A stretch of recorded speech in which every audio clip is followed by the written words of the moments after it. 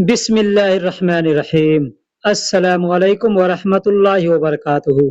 दोस्तों, आज हम सीखेंगे इस वीडियो के अंदर अरबी के छोटे-छोटे शब्द जो हमारे रोज इस्तेमाल में आने वाले हैं। अगर आप वीडियो को पूरा देखेंगे तो इंशाअल्लाह आपको बहुत कुछ सीखने को मिलने वाला है। तो दोस्तों, कैसे हैं? अगर आपने चैनल को सब्सक्राइब नहीं किया तो चैनल को सब्सक्राइब कर दीजिए। वीडियो को शुरू में ही लाइक कर दीजिए, क्योंकि वीडियो देखने के बाद आदमी भूल जाता है। और वीडियो पसंद आ जाए तो दोस्तों में भी शेयर कीजिएगा। तो दोस्तों, जैसे हम कहते हैं अच्छा या बेहतर, हिंदी में या उर्दू में हम बोलते हैं एक से एक जैसे। अरबी में कहेंगे अहसन। अहसन का मतलब होता है अच्छा या बेहतर। अच्छा या बेहतर कहना हो, अरबी में कहेंगे अहसन। अहसन। अगला सेंटेंस है, कहना होगा उनके लिए। उनके लिए अरबी में कहेंगे लहुम। लहुम यानी उनके लिए। ल का मतलब होता है लिए और हुम का मतलब होता है उनका। यानी किसी और के बारे में हमको बताना है, किसी और के बारे में कहना है, तो वहां पे लहुम शब्द का प्रयोग करके बोलेंगे। उनके लिए कहना होगा तो कहेंगे लहुम। लहुम यानी उनके लिए। उसके लिए अगर कहना होगा उसके लिए तो अरबी में कहेंगे लहा। लहा या कहेंगे लहू। लहा या लहू बोलेंगे, मतलब उसके लिए। ल का मतलब लिए और हा या हु का मतलब होता है उस। जैसे कहते हैं हो, अरबी में कहेंगे लहा। तो उसके लिए कहना हो कहेंगे लहा या कहेंगे लहू। बंजर। बंजर को अरबी में जोरूजा कहते हैं। बंजर को अरबी में जोरूजा कहते हैं। बंजर मतलब कोई जमीन बंजर हो जाती है, जहाँ पे फसल नहीं निकलता है, उस जमीन को हम लोग अपने देश के अंदर बंजर कहते हैं। अरबी में उसको जोरूजा कहते हैं। जोरूजा यानी बंजर। जब। जब को अरबी में एजा कहते हैं। जब को अरबी में एजा कहते हैं। कहना होगा जब, अरबी में कहेंगे एजा। एजा यानी जब। उससे अगर कहना होगा अरबी में उससे कहेंगे मिनहू या कहेंगे मिनहा। मिनहू या कहेंगे मिनहा, मतलब उससे। उससे यानी हमको बताना है उससे ले लो या उससे भेज दो, कुछ भी कहना होगा उससे शब्द का प्रयोग करना होगा। कहेंगे मिनहू या कहेंगे मिनहा। मिनहा या मिनहू मतलब उससे। उस सब से अगर कहना होगा उस सब से, अरबी में कहेंगे मिनहुम। मिनहुम यानी उस सब से। दोस्तों, यहाँ एक चीज समझ लीजिए, किसी भी सेंटेंस के आखिरी में अगर शब्द आता है म, मतलब होता है उसका कि ये बहुत से लोगों के लिए बोला जा रहा है। जैसे मिनहुम मतलब उस सब से। उस सब से अरबी में कहेंगे मिनहुम। मिन का मतलब से होता है, हु का मतलब उस होता है, और म का होता है बहुत। म आखिरी में जो है उसका मतलब होता है बहुत लोगों के लिए। ठीक है, तो कहेंगे मिनहुम मतलब उस सब से। दोस्तों, अरबी का जो छोटा छोटा जो सेंटेंस है, इनको अगर आप समझ लेंगे अच्छे से तो अरबी बोलना आपके लिए बहुत ही आसान हो जाएगा। अब इस एक सेंटेंस के अंदर आप देख लीजिए, 3 शब्द मिले हुए हैं। एक है मिन। मिन का मतलब होता है उन, से होता है। मिन का मतलब होता है से, ठीक है। और हु का मतलब होता है वह या उस, ठीक। और म का मतलब होता है सब। तो कहना होगा उस सब से कहेंगे मिनहुम। अब आप बहुत से जगह सुने होंगे लकुम, लहुम, जैसे मैंने पीछे बतलाया। ये जो भी म शब्द आ रहा है ना, ये बहुत से लोगों के लिए के बारे में बताया जा रहा है। निगहबान को अरबी में रकीब कहते हैं। निगहबान को अरबी में रकीब कहते हैं। अब निगहबान किसको कहते हैं? निगहबान यानी देख रेख करने वाला जो होता है, उसको अरबी में रकीब कहते हैं। बेशक यानी कोई शक नहीं, अगर कहना हो अरबी में कहेंगे इन्ना। इन्ना यानी बेशक, इन्ना यानी बेशक। आप कुरान पढ़े हैं तो कुरान में पढ़े होंगे इन्ना लजीना या इन्ना आतेना, या ऐसा बहुत से आपने आयत पढ़ी होगी जिसमें शुरू में इन्ना आता है, जैसे इन्नल्लाह इन्नकुम, ऐसे ये सब आते हैं। तो इसका मतलब होता है, इन्ना का मतलब होता है बेशक। आप पर या तुम पर, अगर कहना होगा आप पर या तुम पर, अरबी में कहेंगे अलैका, अलैका यानी आप पर या तुम पर। अब इसमें भी आप देख लीजिए दो शब्द मिले हुए, एक है अला, अला का मतलब होता है पर, और आखिरी में जो क दिख रहा है इस क का मतलब होता है तुम या आप। ठीक है, तो अलैका यानी तुम पर या आप पर। यहाँ पे भी एक चीज समझ लीजिए, किसी भी सेंटेंस के आखिरी में अगर क शब्द का प्रयोग होता है उसका मतलब होता है तुम या आप, जैसे अलैका मतलब आप पर या तुम पर। आप सब पर, अगर कहना होगा आप सब पर और तुम सब पर कहना हो, कहेंगे अलैकुम, अलैकुम यानी आप पर, आप सब पर या तुम सब पर। पीछे मैंने बताया एक आदमी के लिए, यहाँ पे बहुत से लोगों के बारे में बताया जाता है। जैसे अला, अला का मतलब मैंने पीछे बताया कि अला का मतलब पर होता है। इसमें भी दो शब्द और मिले हुए, एक क का मतलब अलई का यानी तुम, और ये जो म आखिरी में दिख रहा है इस म का मतलब होता है बहुत से लोगों के लिए। तो कहना होगा अलैकुम यानी इसका मतलब होता है आप सब पर या तुम सब पर। बहुत को अरबी में कसीर कहते हैं, बहुत को अरबी में कसीर कहते हैं। दोस्तों बोलचाल में लोकल लैंग्वेज में इसी को कत्तीर कहते हैं। ठीक है, इसी को कत्तीर कहते हैं। कत्तीर का मतलब होता है बहुत, तो कत्तीर भी कह सकते हैं या कसीर भी कह सकते हैं, मतलब बहुत। मर्द को अरबी में रिजाल कहते हैं या रज्जाल कहते हैं। रिजाल भी कह सकते हैं, रज्जाल भी कह सकते हैं। मर्द को अरबी में रिजाल या रज्जाल दोनों में से कोई एक शब्द बोल सकते हैं। औरत को अरबी में निसा कहते हैं, औरत को अरबी में निसा कहते हैं, औरत को अरबी में निसा कहते हैं। औरतें कहना होगा अरबी में कहेंगे निसा, निसा, या कहेंगे हरीम, हरीम। हुरमा का मतलब भी औरत होता है और निसा का मतलब भी औरत होता है। ये शब्द एक के लिए है। अभी यहाँ पे अगर हमको कई औरतों के बारे में कहना होगा, जैसे औरतें, तो कहेंगे निसा या कहेंगे हरीम, निसा, निसा या कहेंगे हरीम यानी औरतें।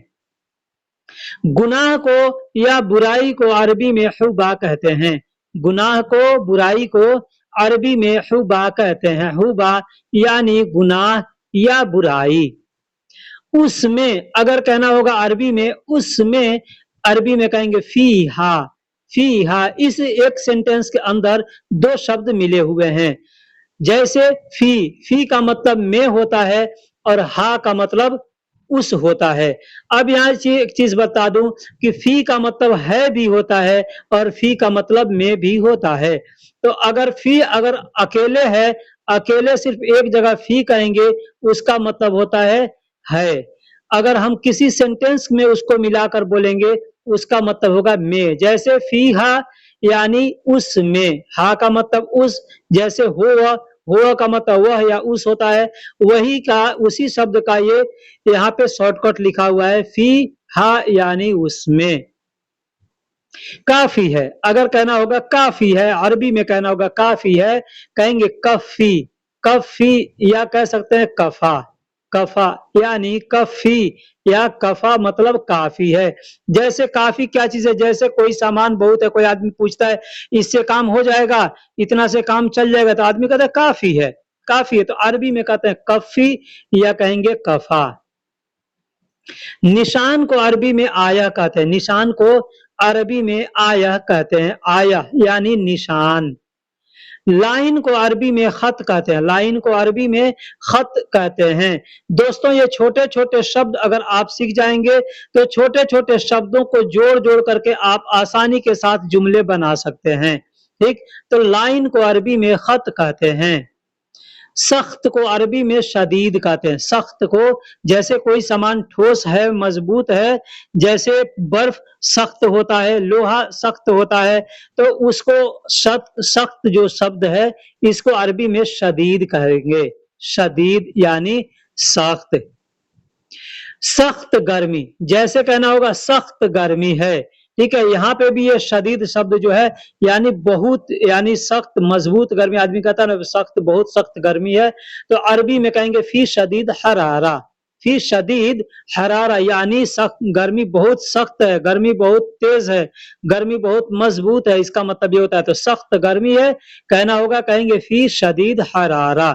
अब यहाँ पे देखिए फी अकेले लिखा हुआ है, तो इसका मतलब होता है, और शदीद का मतलब सख्त, और हरारा का मतलब गर्मी। है या में, मैंने पीछे बताया कि फी का मतलब है भी होता है और फी का मतलब में भी होता है, और दोनों सेंटेंस मैंने पीछे बता दिया कि है कब इसका मतलब होगा और में कब इसका मतलब होगा। यानी अकेले अगर फी बोलेंगे मतलब है, लेकिन किसी सेंटेंस के बाद साथ में अगर बोलेंगे उसमें मिला करके, जोड़ करके, उसका मतलब हो जाएगा में। मिट्टी को अरबी में तुराब कहते हैं। मिट्टी को अरबी में तुराब कहते हैं। बहुत से लोग तुरबा भी कहते हैं, तो तुराब भी कह सकते हैं या तुरबा भी कह सकते हैं।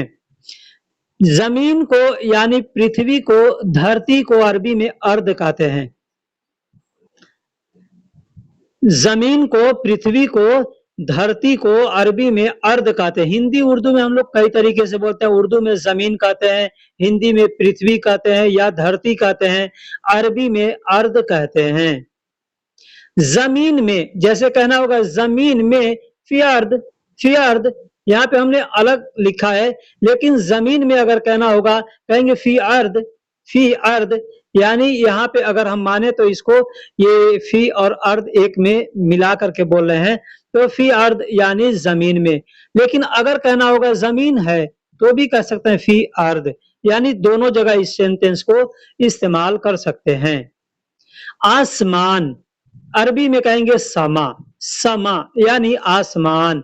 अब जैसे कहना होगा आसमान में, आसमान में देखो, आदमी कहता है ना आसमान में देखो, कहेंगे फी समा सूफ, फी समा सूफ, या कह सकते समा फी सूफ, यानी आसमान में देखो।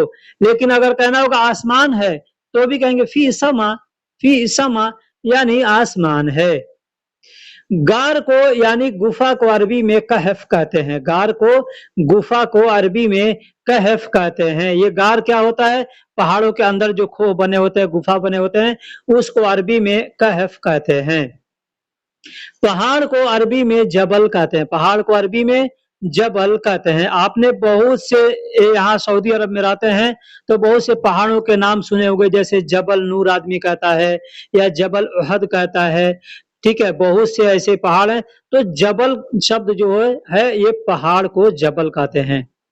पत्थर को अरबी में हजर कहते हैं। पत्थर को अरबी में हजर कहते हैं। जैसे आपने सुना होगा हजरे अस्वद, हजरे अस्वद, तो हजर का मतलब पत्थर होता है और अस्वद का मतलब काला होता है, तो काला पत्थर यानी हजरे अस्वद।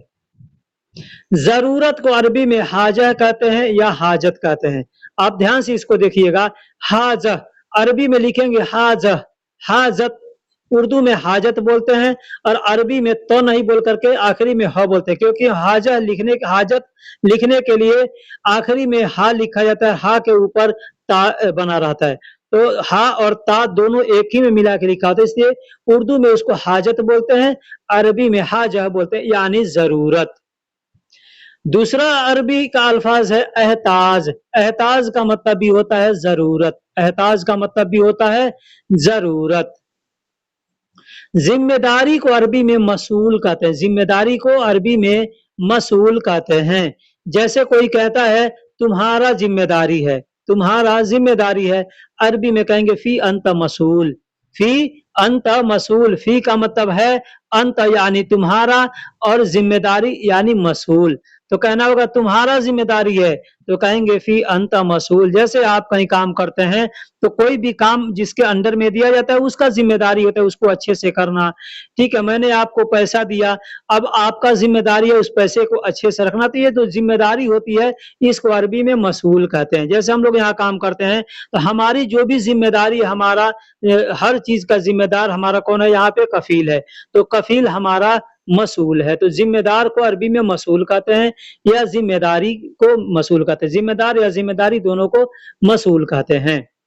एग्रीमेंट को अरबी में इत्तेफाक कहते हैं, एग्रीमेंट को अरबी में इत्तेफाक कहते हैं, यानी कोई भी चीज का एग्रीमेंट हो, जैसे दुकान ले रहे हैं उसका एग्रीमेंट बनता है, आप घर ले रहे हैं उसका एग्रीमेंट बनता है, हम लोग अपना सऊदी में कमाने के लिए आए हैं तो हमारे कफील के साथ एक एग्रीमेंट बना है, जैसे हमारा सैलरी कितना होगा, ड्यूटी कितना देर होगा, हमको कितने साल के बाद छुट्टी मिलेगा, तो ये सब जो होता है इसको अरबी में इत्तेफाक कहते हैं।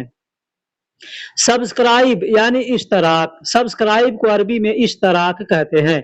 अब सब्सक्राइब आपने इंग्लिश में सुना होगा, जैसे कोई वीडियो बना, जैसे हम भी वीडियो बना रहे हैं तो हम वीडियो में हमने कहा है शुरू में कि चैनल को सब्सक्राइब करें, तो चैनल को सब्सक्राइब, ये सब्सक्राइब अरबी में इश्तराक कहते हैं। इसका मतलब क्या होता है, जैसे हम कोई भी ऑफर को एक्सेप्ट कर लेते हैं, एक ऑफर को एक्सेप्ट करते हैं तो उसको अरबी में इश्तराक कहते हैं। जैसे आमतौर पे देखिएगा जो मगसला होता है, लॉन्ड्री होता है, वहां पे इश्तराक शब्द बहुत ही यूज होता है।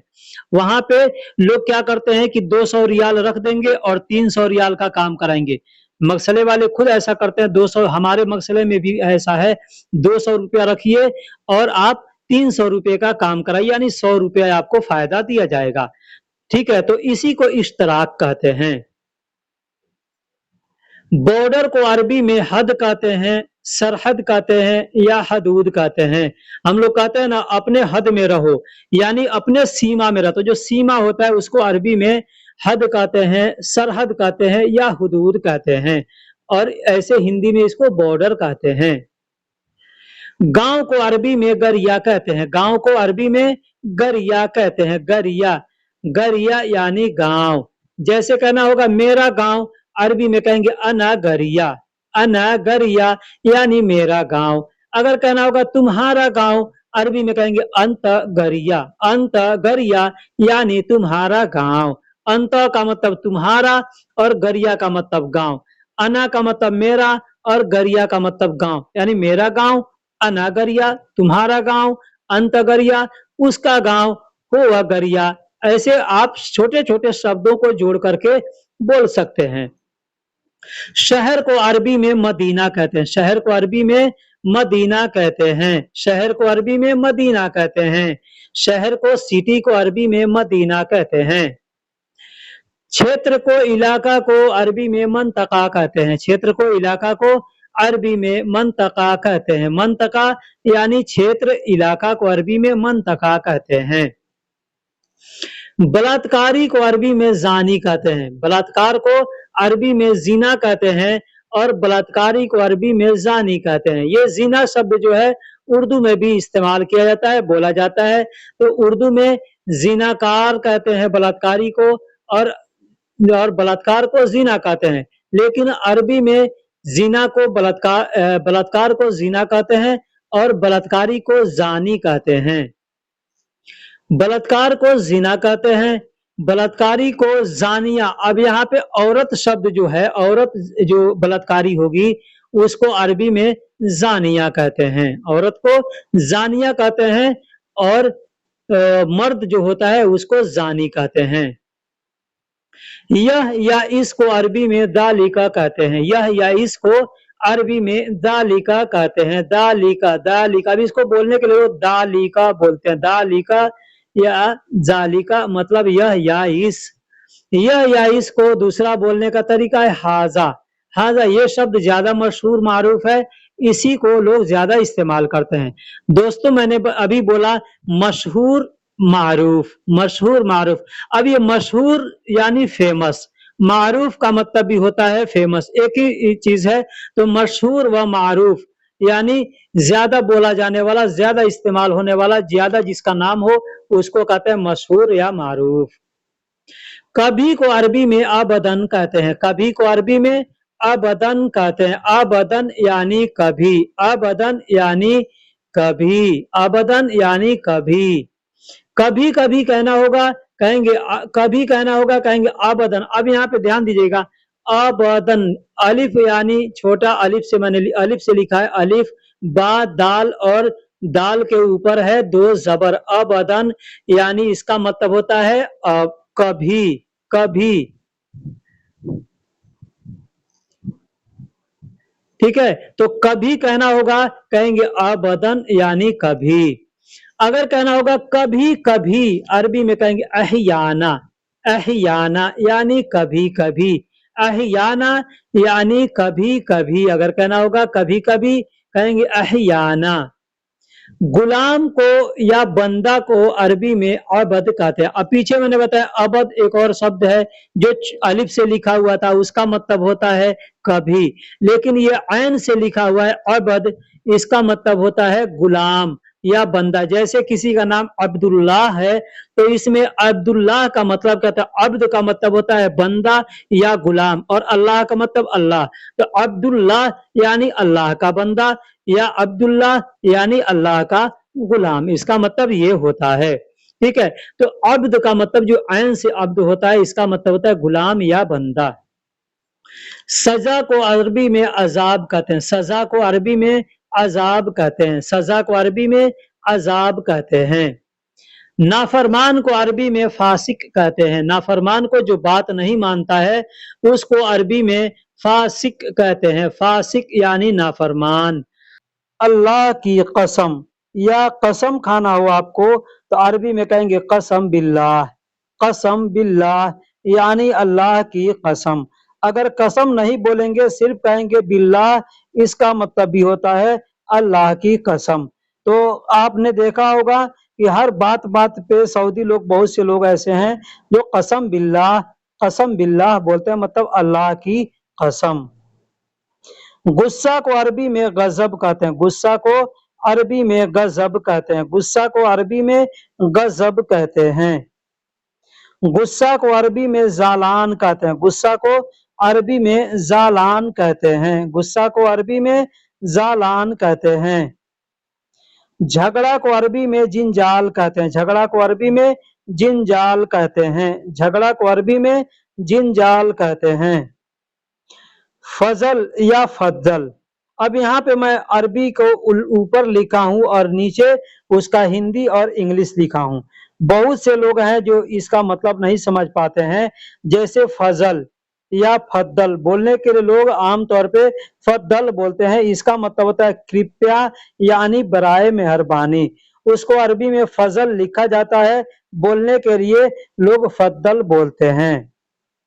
बुरा को अरबी में शर कहते हैं, बुरा को अरबी में शर कहते हैं। पीछे मैंने वीडियो में बताया था कि बुराई को अरबी में हुबा कहते हैं, बुराई को या गुनाह को अरबी में हुबा कहते हैं, तो बुरा को अरबी में शर कहते हैं। जमात को अरबी में उसबाह कहते हैं, जमात को अरबी में उसबाह कहते हैं। जमाअत, जमाअत यानी बहुत से लोगों का एक झुंड है, तो उस जमात को अरबी में उसबाह कहते हैं। इल्जाम को अरबी में इफक कहते हैं, इल्जाम को यानी तोहमत को, कोई आदमी किसी के ऊपर इल्जाम लगाता है ना, तो उसको अरबी में इफक कहते हैं। कोड़ा को अरबी में जलदह कहते हैं, कोड़ा को अरबी में जलदह कहते हैं। अब ये कोड़ा क्या है, जिससे आदमी मारता है ना किसी को, तो कोड़ा चाहे रबड़ का बना हो, चाहे रस्सी का बना हो, या चाहे जो भी चीज का हो, उसको अरबी में जलदह कहते हैं। शिर्क करने वाले को अरबी में मुशरिक कहते हैं, शिर्क करने वाले को अरबी में मुशरिक कहते हैं। अब यहाँ पे मुंह को हटा देंगे, सिर्फ शरीक लिखेंगे, तो शरीक का मतलब होता है शरीक करने वाला, किसी को मिलाना। ठीक है, तो मुशरिक अगर हम कहते हैं, मतलब जो आदमी किसी को किसी के साथ मिलाता हो, उसको मुशरिक कहते हैं। जैसे अल्लाह के साथ अगर हम किसी और भी किसी इंसान को मिलाते हैं और कहते हैं ये भी अल्लाह हो सकता है, या ये भी, ठीक है, तो उसको अरबी में मुशरिक कहते हैं। हम अगर अल्लाह के साथ किसी को मिला सकते हैं, उसके नबियों को मिला सकते हैं। जैसे पहले नबी आए, दूसरे नबी आए तो सभी को अल्लाह के नाम के साथ मिला करके बोला जाता है कि ये उनके नबी हैं, यानी उनके रसूल हैं। लेकिन अगर हम कहते हैं किसी को कि ये अल्लाह हो सकता है, तो ये शिर्क है। हम अल्लाह के अलावा किसी और की अगर इबादत करेंगे तो उसको शिर्क कहते हैं। तो मुशरिक यानी शिर्क करने वाला, यानी अल्लाह के अलावा किसी दूसरे की इबादत करने वाले को शिर्क यानी मुशरिक कहते हैं। बादल को अरबी में सहाब कहते हैं। बादल को अरबी में सहाब कहते हैं। सहाब यानी बादल। दोस्तों, मैं यहाँ पे मुशरिक शब्द इसलिए यहाँ पे इस्तेमाल किया कि बहुत से अरबी लोग भी हैं जो कहते हैं मुशरिक, यानी किसी को मुशरिक कहते हैं, जानते हैं कि ये मुशरिक है तो उसको मुशरिक कहते हैं। मालिक को या कफील को अरबी में साहब कहते हैं। मालिक को यानी किसी कंपनी का, दुकान का मालिक है या हमारा कफील है तो उसको अरबी में साहब कहते हैं। काम को अरबी में अमल कहते हैं, शुगुल कहते हैं। काम को अरबी में अमल कहते हैं, शुगुल कहते हैं। अच्छा को अरबी में सालेह कहते हैं। अच्छा को अरबी में सालेह कहते हैं। अच्छा को अरबी में सालेह कहते हैं। बड़ा हाल को अरबी में साला कहते हैं। यहाँ पे ध्यान दीजिएगा कि एक सालेह होता है जिसका मतलब होता है अच्छा, ये बहुत से लोगों का नाम भी होता है सालेह, ठीक है। एक होता है साला, यानी आप समझ लिए अपने देश के अंदर हम लोग बरामदा कहते हैं, अपने घर में एक बरामदा बनाते हैं या कोई बड़ा सा हाल रहता है तो अरबी में उसको साला बोलते हैं। यानी यूं समझ लीजिए जैसे मजलिस का जो रूम यहाँ पे बना रहता है ना, तो उसको अरबी में साला बोलते हैं। स्वाद को अरबी में जायका बोलते हैं। स्वाद को अरबी में जायका बोलते हैं। स्वाद को अरबी में जायका बोलते हैं।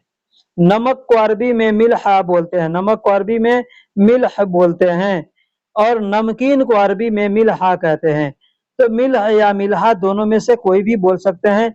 नमक को मिल्ह कहेंगे और नमकीन को मिल्हा कहेंगे। तीखा को अरबी में हार कहते हैं। तीखा को यानी मिर्ची तेज होती है, तीखा होती है, उसको अरबी में हार कहते हैं। गर्मी को भी अरबी में हार कहते हैं। गर्म को हार कहते हैं और गर्मी को हरारा कहते हैं। यहाँ पे गर्म को हार कहते हैं और गर्मी को हरारा कहते हैं। गर्मी को हरारा कहते हैं। तापमान को भी अरबी में हरारा कहते हैं।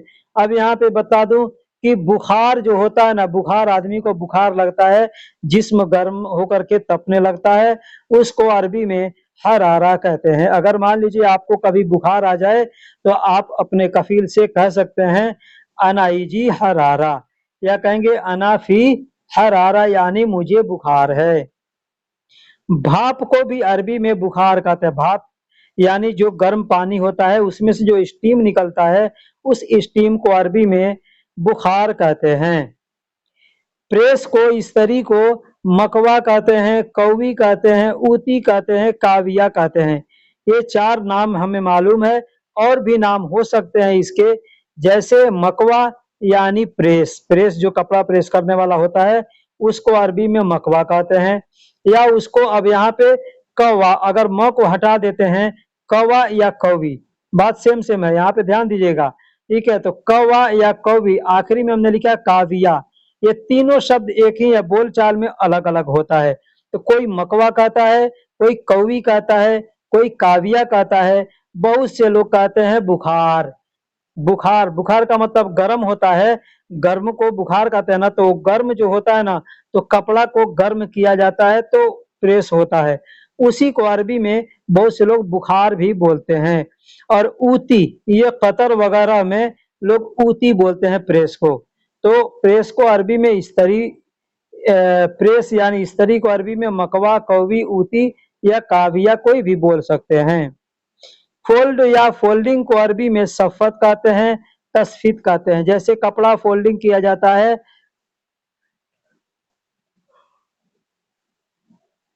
उसको अरबी में फोल्डिंग कहते हैं या तस्फीत कहते हैं। दोनों नाम से जाना जाता है, तस्फीत भी कहते हैं या फोल्डिंग भी कहते हैं। रखना को या डालना को अरबी में हत कहते हैं। हत, जैसे कोई कहता है कि पानी रखो, कहेगा हत मोया, हत मोया। या कहेगा पानी डालो तो कहेगा हत मोया। हत मोया यानी पानी डालो या पानी रखो। ठीक है, कोई भी सामान रखना है तो कहेगा हत, हत यानी रखो। या डालना है कोई भी चीज किसी चीज में तो भी कहेगा हत यानी डालो। सपना को अरबी में अलहाम कहते हैं, सपना को अरबी में अलहाम कहते हैं, अलहाम यानी सपना। मुर्गी को अरबी में दजाज कहते हैं, मुर्गी को अरबी में दजाज कहते हैं। मुर्गी का गोश्त को अरबी में दजाज लहम कहते हैं, मुर्गी के गोश्त को अरबी में दजाज लहम कहते हैं, दजाज लहम यानी मुर्गी का गोश्त। अब मुर्गा को अरबी में दिग कहते हैं, मुर्गा को अरबी में दिग कहते हैं। लेकिन यहाँ पे एक चीज ध्यान दीजिएगा कि मुर्गा या मुर्गी किसी का भी गोश्त होगा उसको दजाज लहम कहा जाता है। लहम का मतलब गोश्त होता है और मैंने पीछे बताया कि दजाज का मतलब मुर्गी और दिग का मतलब मुर्गा। जैसे मुर्गी का बच्चा है उसको अरबी में सोस कहते हैं, मुर्गी के बच्चा को अरबी में सोस कहते हैं। हम लोग चूजा कहते हैं ना अपने देश के अंदर, या बच्चा कहते हैं, तो अरबी में उसको सोस कहते हैं। कबूतर को अरबी में हम मामा कहते हैं, कबूतर को अरबी में हम मामा कहते हैं, कबूतर को अरबी में हम मामा कहते हैं। मोर को अरबी में ताउस कहते हैं, मोर को अरबी में ताउस कहते हैं, ताउस यानी मोर। परिंदा को चिड़िया को अरबी में तैर कहते हैं, परिंदा को या चिड़िया को अरबी में तैर कहते हैं, तैर यानी परिंदा या चिड़िया। डांसर को अरबी में रक्कास कहते हैं, डांसर को अरबी में रक्कास कहते हैं, रक्कास या रक्कास, रक्कास कहते हैं डांसर को। अब लड़की होगी तो उसको रक्कासा कहेंगे। डांसर को अरबी में रक्कास कहते हैं। गायक को अरबी में मुगन्नी कहते हैं, गायक को अरबी में मुगन्नी कहते हैं, गायक को अरबी में मुगन्नी कहते हैं। आर्टिस्ट को अरबी में फन्नान कहते हैं, आर्टिस्ट यानी पिक्चर बनाता है जो पेंटिंग करता है उसको अरबी में फन्नान कहते हैं, फन्नान यानी आर्टिस्ट। धुलाई करने वाले को अरबी में गस्साल कहते हैं, धुलाई करने वाले को, अब चाहे जो भी चीज धुलता हो, कपड़ा धुलता हो या गाड़ी धुलता हो, अरबी में उसको गस्साल कहेंगे। धुलाई का जो मशीन होता है उसको अरबी में गस्साला कहते हैं, धुलाई का कपड़ा धुलने का जो मशीन होता है उसको अरबी में गस्साला कहते हैं। धुलाई का जो दुकान होता है जहाँ पे कपड़ा धुलाई या गाड़ी धुलाई होता है उसको अरबी में मगसला कहते हैं, आमतौर पे लॉन्ड्री कहते हैं, उसको अरबी में मगसला कहते हैं। जादूगर को अरबी में साहिर कहते हैं, जादूगर को अरबी में साहिर कहते हैं, जादूगर को अरबी में साहिर कहते हैं। शिकारी को अरबी में सयाद कहते हैं, शिकारी को अरबी में सयाद कहते हैं, शिकारी को अरबी में सयाद कहते हैं। दुकानदार को अरबी में दुकान कहते हैं, दुकानदार को अरबी में दुकान कहते हैं, दुकान, दुकान यानी दुकानदार।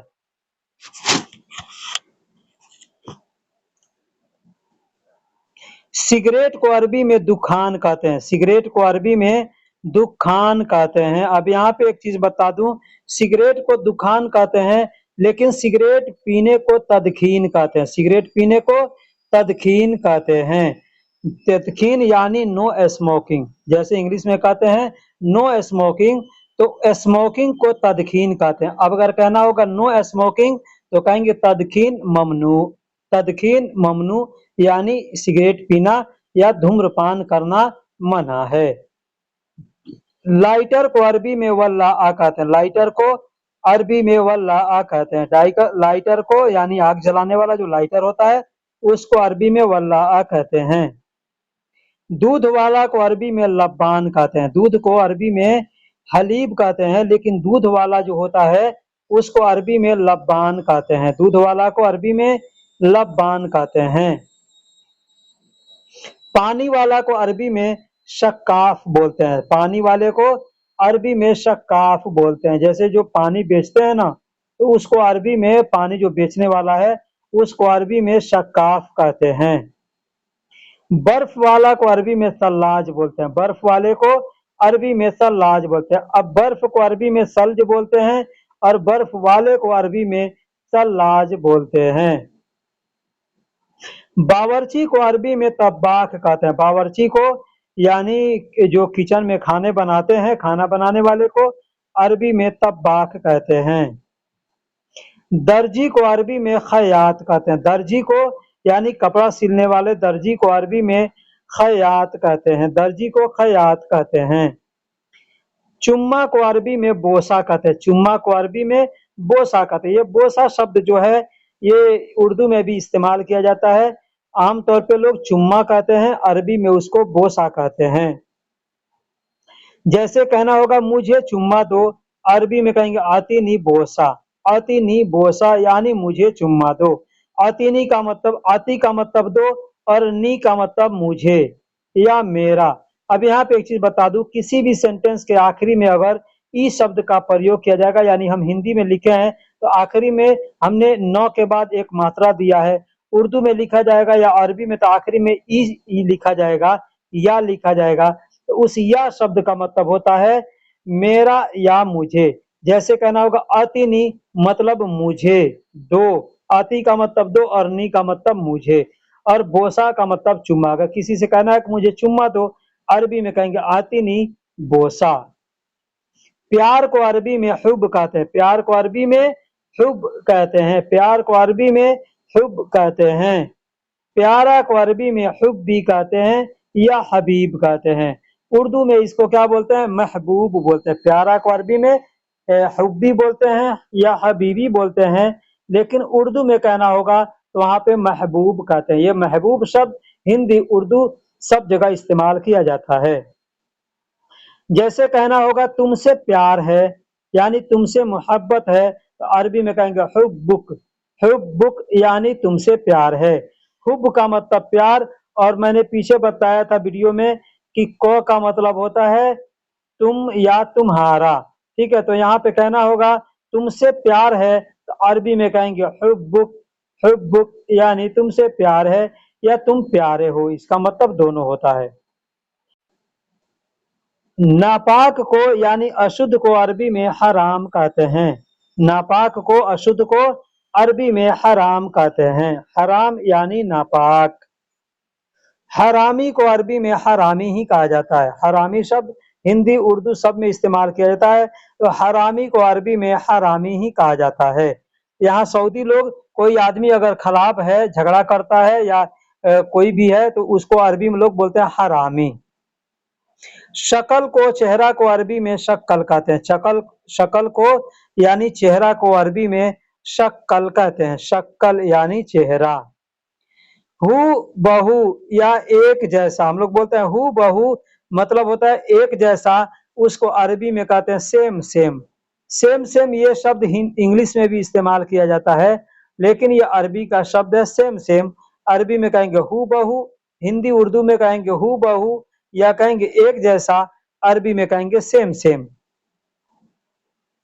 ताला को अरबी में गफल कहते हैं। ताला को अरबी में गफल कहते हैं। बहुत से लोग कुफल कहते हैं, हालांकि लिखा जाता है कुफल, लेकिन बोलने के लिए लोग गफल कहते हैं, गुफल कहते हैं। ठीक है, तो कफल या कुफल ऐसे लोग बोलते हैं, या गफल भी बोलते हैं।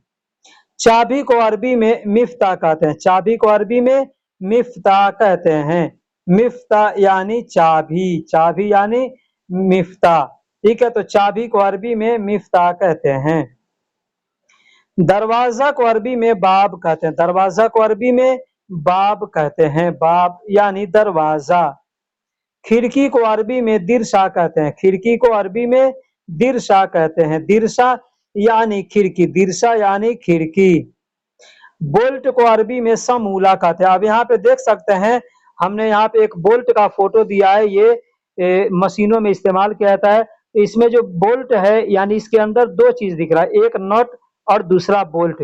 तो जो लंबा वाला है उसको नट बोल्ट बोलते हैं, उसको अरबी में समूला कहते हैं। उसको अरबी में समूला कहते हैं। ये लंबा वाला जो आपको दिख रहा है ना, इसको अरबी में समूला कहते हैं। ठीक है, अब इसमें जो ये आगे जो छोटा वाला एक दिख रहा है जो टाइट करने के लिए होता है नॉट, उसको अरबी में बुर्गी कहते हैं। बुर्गी यानी नॉट। तो अगर आपसे कोई कहता है कि नट और बोल्ट लाओ, तो अरबी में कहेंगे जिब समूला व बुर्गी। जिब समूला वह बुर्गी यानी नट और बोल्ट लाओ। अगर सिर्फ कोई नट कहता है नट लाओ, कहेगा जिप बुर्गी, जिप बुर्गी। लेकिन कोई कहता है बोल्ट लाओ, तो कहेगा जिप समूला। स्क्रू को अरबी में मिसमार कहते हैं। स्क्रू को अरबी में मिसमार कहते हैं। स्क्रू को अरबी में मिसमार कहते हैं। स्क्रू को मिसमार आदि। अब देखिए स्क्रू में कई तरीके का होता है। एक होता है स्क्रू जिसमें के पीछे 4 मुंह बना होता है, यानी 4 उसमें निशान बने होते हैं 4 तरीके का, जिसमें एक 4 मुंह वाला पेचकस यानी स्क्रू ड्राइवर लगाकर उसको टाइट किया जाता है। ठीक है। और एक होता है जिसमें एक चिपटा मुंह वाला स्क्रू ड्राइवर लगा करके टाइट किया जाता है। तो जो स्क्रू ड्राइवर यानी मिसमार यानी जो स्क्रू 4 मुंह वाला होता है, 4 मुंह वाला स्क्रू ड्राइवर लगाते हैं, उसको अरबी में कहते हैं मिसमार मुरब्बा। मिसमार मुरब्बा, उसको अरबी में मिसमार मुरब्बा कहते हैं। लेकिन जिसमें चिपटा वाला लगाया जाता है उसको मिसमार आदि कहते हैं। मिसमार आदि यानी चिपटा मुंह वाला, और मिसमार मुरब्बा यानी 4 मुंह वाला। अब यहाँ पे मुरब्बा शब्द आया तो मुरब्बा कहते हैं चौकोर को। कोई भी चीज 4 कोने का होगा उसको अरबी में मुरब्बा कहते हैं। जैसे टेबल 4 कोने का होता है उसको अरबी में मुरब्बा कहते हैं। कोई ईंट का टुकड़ा है 4 कोण का है तो उसको अरबी में मुरब्बा कहेंगे। आपके पास टॉवल है या कोई भी, जैसे ये क्या बोलते हैं टिश्यू पेपर, ये 4 कोण का होता है, इसको अरबी में मुरब्बा कहते हैं। पिन को अरबी में दबूस कहते हैं। यहाँ हमने एक फोटो दिया है पिन, तो पिन कई तरीके के होते हैं। ठीक है, ये मैंने सिर्फ एक सिंपल यहाँ पे दिया है, तो इसको अरबी में दबूस कहते हैं। पिन को अरबी में दबूस कहते हैं। अब इसमें स्टेपलर का पिन भी आएगा, या जो सेफ्टी पिन होता है बटन सुई जिसको बोलते हैं, उसको भी अरबी में दबूस ही कहा जाता है। ठीक है। अब स्टेपलर को अरबी में दबासा कहते हैं। पिन को दबूस कहते हैं और स्टेपलर को अरबी में दबासा कहते हैं। सुई को अरबी में इबरा कहते हैं। सुई को अरबी में इबरा कहते हैं। इबरा यानी सुई। सिलाई का सुई होगा, जैसे सिलाई मशीन में यूज होने वाला, उसको अरबी में कहेंगे इबरा खेत। अब सुई कोई भी होगा, सिलाई मशीन वाला हो या हाथ से सिलने वाला हो, दोनों को अरबी में इबरा खेत कहते हैं। इबरा खेत यानी सिलाई का सुई। इंजेक्शन का सुई जो होता है उसको अरबी में इबरा तिब्बी कहते हैं। इंजेक्शन हमने यहाँ पे इसलिए लिखा है ताकि आसानी से समझ में आ जाएगा। आमतौर पे समझिए कि मेडिकली यानी सुई, तो अरबी में उसको इबरा तिब्बी कहते हैं। इबरा का मतलब सुई होता है और तिब्बी का मतलब होता है मेडिकली। नॉर्मल को यानी जनरल को अरबी में आदि कहते हैं। जनरल को अरबी में आदि कहते हैं। प्राइवेट को अरबी में खास कहते हैं। प्राइवेट को अरबी में खास कहते हैं। प्राइवेट को अरबी में खास कहते हैं। कोई भी चीज अपना खुद का है उसको कहेंगे खास। जैसे हम लोग अपने देश में कहते हैं खास भाई, खास माँ, खास बाबा, खास बेटा, ऐसे कहते हैं ना, तो उसको अरबी में खास कहते हैं। प्राइवेट पार्ट को अरबी में खास अज़ा कहते हैं। अज़ा का मतलब होता है पार्ट। अब चाहे गाड़ी का पार्ट हो, चाहे इंसान के जिस्म का पार्ट हो, तो उसको अरबी में अज़ा कहते हैं। अब प्राइवेट पार्ट होता है जो, तो उसको अरबी में खास अज़ा कहते हैं। खास का मतलब प्राइवेट मैंने पीछे बताया, और अज़ा का मतलब पार्ट पुर्जा। अर्जेंट को अरबी में मुस्ताजल कहते हैं। अर्जेंट को अरबी में मुस्ताजल कहते हैं। अर्जेंट को अरबी में मुस्ताजल कहते हैं। अब यहाँ पे कोई चीज बता दूं, जैसे मान लीजिए हमको कहना है कि मैं जल्दी में हूँ, तो भी कहेंगे मुस्ताजल, कहेंगे अना मुस्ताजल। अना मुस्ताजल यानी मैं अर्जेंट में हूँ या मैं जल्दी में हूँ। अगर कोई चीज आप किसी से मांग रहे हैं तो कह रहे हैं कि जिब मुस्ताजल, जिब मुस्ताजल यानी अर्जेंट जल्दी में लाओ। ठीक है। अब हम मगसला में काम करते तो हमारे पास अक्सर लोग आते हैं कपड़ा लेकर के, कहते हैं हादा मुस्ताजल यानी ये अर्जेंट है, मतलब इसको जल्दी करके दे देना। फूल को अरबी में जोहरा कहते हैं। फूल को अरबी में जोहरा कहते हैं। फूल को अरबी में जोहरा कहते हैं। कोई भी चीज का फूल होगा उसका नाम लेकर के आप जोहरा शब्द लगा सकते हैं। सूरजमुखी को अरबी में दवार शम्स कहते हैं। अब सूरजमुखी भी एक फूल होता है। अगर आपको सूरजमुखी का फूल कहना होगा तो कहेंगे जोहरा दवार शम्स। जोहरा दवार शम्स। यहाँ पे देखिएगा छोटा छोटा शब्द जोड़ करके कैसे आदमी बना दे रहा है। ठीक है। तो जोहरा का मतलब फूल, और दवार का मतलब होता है गोल साइज के, गोल तरीके का कोई भी चीज होगा उसको दवार कहते हैं। जैसे मैंने पीछे बताया 4 कोने का कोई चीज़ होगा उसको मुरब्बा कहते हैं, लेकिन गोल होगा तो उसको दवार कहते हैं। सूरज क्या होता है? गोल होता है तो उसको दवार कहते हैं। अब मुखी यानी यहाँ पे बताया गया ना, दवार शम्स, शम्स का मतलब सूरज और दवार का मतलब सूर्य के जैसा गोल है, तो उसको इसलिए दवार शम्स कहता है। सूरजमुखी का फूल है तो कहेंगे जोहरा दवार शम्स। सूरजमुखी का फूल तो कहेंगे जोहरा दवार शम्स, जोहरा दवार शम्स यानी सूरजमुखी का फूल। सूरजमुखी का तेल, अब मान लीजिए आप दुकान में जा रहे हैं, आपको तेल चाहिए सूरजमुखी का, तो आप कैसे बोलेंगे? बोलेंगे ज़ैत दवार शम्स, ज़ैत दवार शम्स यानी सूरजमुखी का तेल। मान लीजिए आपको जैतून का तेल खरीदना हो तो आप दुकान में जाएंगे, दुकान वाले से बोलेंगे ज़ैत जैतून। अगर पूछना है कि है तो कहेंगे फी ज़ैत जैतून, फी ज़ैत जैतून यानी जैतून का तेल है। तो अगर उसके पास रहेगा तो कहेगा नाम, या कहेगा फी मतलब है। तो दोस्तों बोलने का ये तरीका है, आप छोटे-छोटे शब्दों को आसानी से जोड़ करके बोल सकते हैं। जैसे कहना होगा सरसों का तेल, तो सरसों को अरबी में खरदल कहते हैं, सरसों को अरबी में खरदल कहते हैं और तेल को अरबी में ज़ैत कहते हैं। कहना होगा सरसों का तेल तो कहेंगे ज़ैत खरदल, यानी किसी भी चीज़ तेल को नाम लेना हो किसी भी चीज़ का, तो आप उसका नाम लेकर के और ज़ैत बोलेंगे तो कहेंगे, जैसे सरसों का तेल कहेंगे ज़ैत खरदल, सूरजमुखी का तेल तो कहेंगे ज़ैत दवार शम्स, जैतून का तेल कहेंगे ज़ैत जैतून, यानी इस तरीके से बोल सकते हैं। अब खाना खाने वाला तेल आपको चाहिए तो दुकानदार से कह सकते हैं ज़ैत अक्किल, ज़ैत अक्किल, ज़ैत अक्किल यानी खाने का तेल। सिर का तेल यानी बालों में जो तेल लगाया जाता है तो उसको अरबी में कह सकते हैं ज़ैत रास, ज़ैत रास यानी सर में लगाने वाला तेल। अब आपको तेल बदन में लगाने के लिए चाहिए तो आप दुकान वाले से बोल सकते हैं जिस्म ज़ैतून, जिस्म ज़ैत, जिस्म ज़ैत, जिस्म का मतलब जिस्म होता है और ज़ैत का मतलब तेल होता है। चप्पल को सैंडल को अरबी में नाल कहते हैं, चप्पल को सैंडल को अरबी में नाल कहते हैं। जूता को अरबी में जज़मा कहते हैं या कनादर कहते हैं। जूता को अरबी में जज़मा कहते हैं, कनादर कहते हैं। दोनों में से कोई एक शब्द बोल सकते हैं। बहुत से लोग हैं कि जूता को अरबी में नाल भी कहते हैं। चावल को रूज़ कहते हैं, चावल को अरबी में रूज़ कहते हैं, चावल को अरबी में रूज़ कहते हैं। मान लीजिए आप जा रहे हैं दुकान में चावल खरीदने, आपको चावल चाहिए सफ़ेद वाला, तो अरबी में कहेंगे अबयद रूज़, अबयद रूज़। अब सफ़ेद चावल को हम लोग अपने देश के अंदर अरवा चावल कहते हैं ना, तो आपको अगर कहना होगा अरवा चावल, दुकान में जाते हैं, आपको अरवा चावल पूछना है कि है, तो अरबी में कहेंगे फी अबयद रूज़, फी मतलब है, अबयद रूज़ यानी सफ़ेद चावल। अब लाल चावल एक होता है जिसको हम लोग अपने देश में उसना चावल कहते हैं, उसना चावल कहते हैं, तो अरबी में कहेंगे अहमर रूज़, अहमर रूज़ यानी लाल चावल। लाल का मतलब होता है अहमर और चावल को अरबी में रूज़ कहते हैं। कहना होगा लाल चावल, अरबी में कहेंगे अहमर रूज़।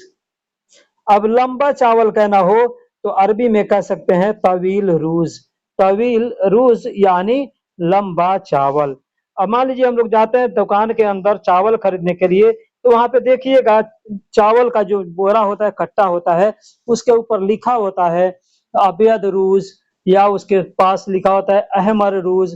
लंबा चावल है तो उसमें लिखा रहेगा तवील रूज़, ऐसे लिखा रहता है।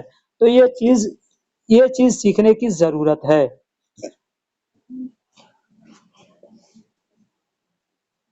तो दोस्तों वीडियो कैसी लगी आप हमें कमेंट बॉक्स में ज़रूर बताइएगा।